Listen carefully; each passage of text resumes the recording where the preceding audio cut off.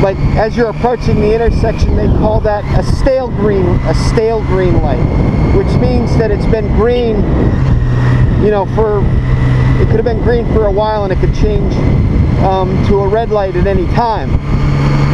So that's one of the things you're going to be mindful of when you're approaching an intersection that has a green light already.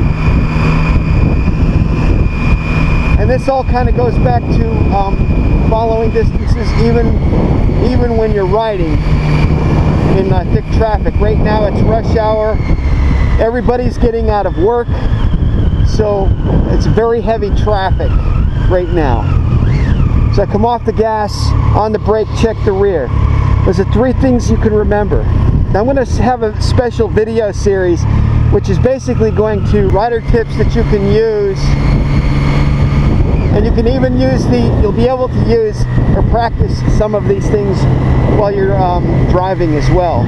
An indication of a car slowing down, like let's say from the opposite direction, you'll see the front end of the car nose down, and that means that the driver, the operator, is applying the brake, and that's a visual indication of a car slowing down from the front as opposed to from the back. Typically the brake lights should be working and you see the brake lights come on and that sort of thing.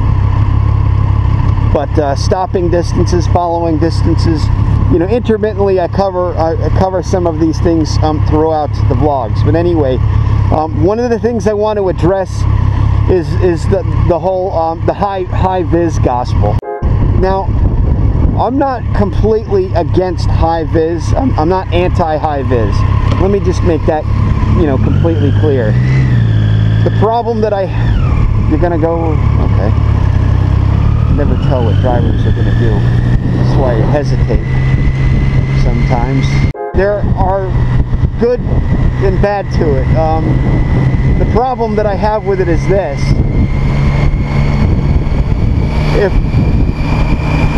they start putting statistics together where they're suggesting that you're less likely to get into a crash or collision because you're wearing high-vis gear,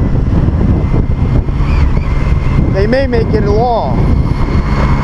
And then a lot of people are going to be, you know, averse to being told, you know, what to do. I mean, does that mean that now we're going to require all the pedestrians to wear high-vis? Does that mean we're going to have to require all of the paint, all the manufacturers are going to have to paint their cars like with some kind of reflective, you know, metallic paint or high vis? You know, it just goes, it's like, where does the whole threshold of safety begin and end?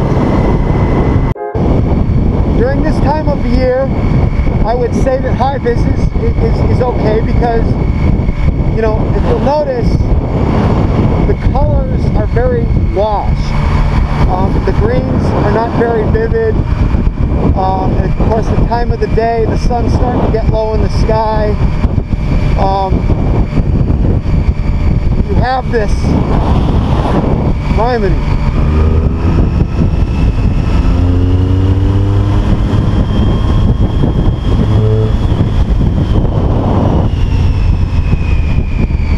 You have there's a very the colors are very washed during this time of the year. The same thing that happens in the late fall when all of the leaves come off of the trees, and then of course in the winter months.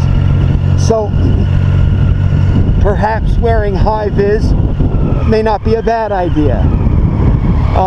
Is it going to save you from the people who aren't paying attention? Is it going to you know, there's so many other variables that causes crashes or collisions and that sort of thing.